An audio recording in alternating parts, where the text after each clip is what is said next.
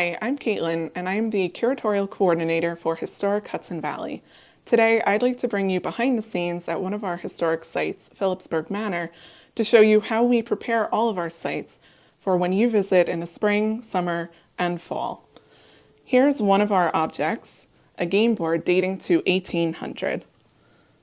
On one side, one would play backgammon, on the reverse, checkers or chess. Here are pieces that would be involved in backgammon and checkers, the white and red pieces, and dice for the backgammon.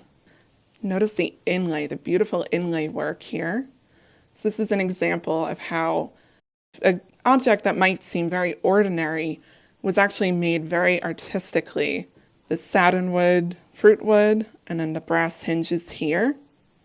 The brass was especially important at constructing the object and making it portable, so it could be folded and brought from room to room or house to house, and one could play with their friends, family members at different locations.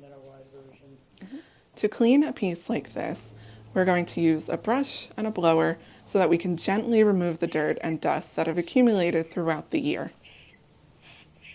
Now that the game board is clean, we are one step closer to opening our sites later this year, where we hope to see you at Philipsburg Manor.